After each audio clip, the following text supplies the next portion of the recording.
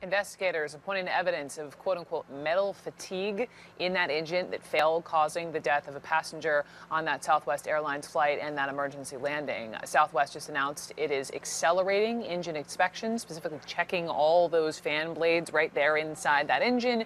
The FBI in Philadelphia wants anyone who runs into pieces of plane debris, finds them, contact them immediately. Meantime, passengers on this flight are praising as a hero the veteran Navy fighter pilot who was at the helm of this airplane, who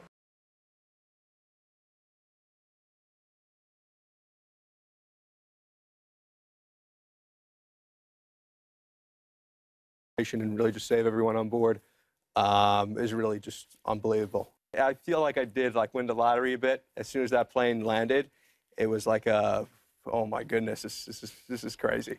But I'm just trying to, just move on and, just put it behind me.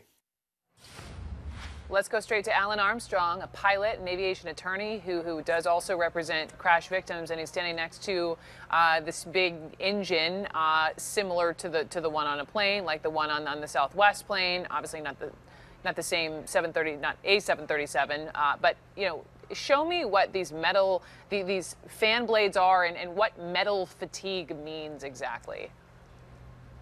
Hey, Brooke, good afternoon. A jet engine has been called a cylinder of spinning sabers. So let's consider the geometry and the anatomy of a jet engine. Here's your cylinder, and here, in fact, are your fan blades that compress the air that's brought into the engine. The air is compressed and compressed and compressed. It's then ignited and then expelled out the back of the engine, which gives the aircraft power. These are your sabers. They're rooted at the core of the jet engine shaft. There's the potential for a fatigue crack, and that will result in this departing the aircraft by virtue of centrifugal force. To combat this, we have in most we have called a belt designed. It's called a containment belt, such that if a blade does fail, it will not exit the engine compartment. Unfortunately, yesterday that's exactly what did happen. Apparently, a piece of the blade did exit the engine compartment and pierce the window. So this is the basic anatomy of a jet engine, and these are the spinning blades that are rotating at alarming speeds, which have a very, very high degree of force, which can penetrate a fuselage if they're not protected from a belt. So, in Alan, the jet engine. If I may jump in and ask, when we're hearing then about this metal fatigue, which part of that engine, where would the metal fatigue have existed? Somewhere internally?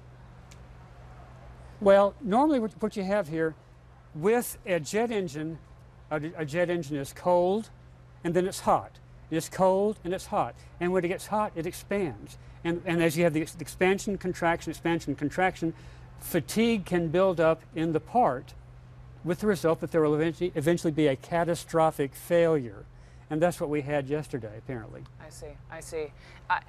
If I may just ask you to put on your lawyer hat for me and talk to me about, you've represented crash victims before.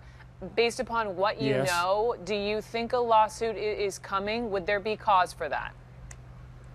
I think any competent trial lawyer would look very carefully at the history of this engine and conclude that perhaps there's a product liability claim.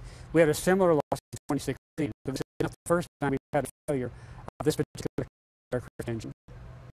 Alan Armstrong, thank you so much. You're very welcome. Thank you. Coming up.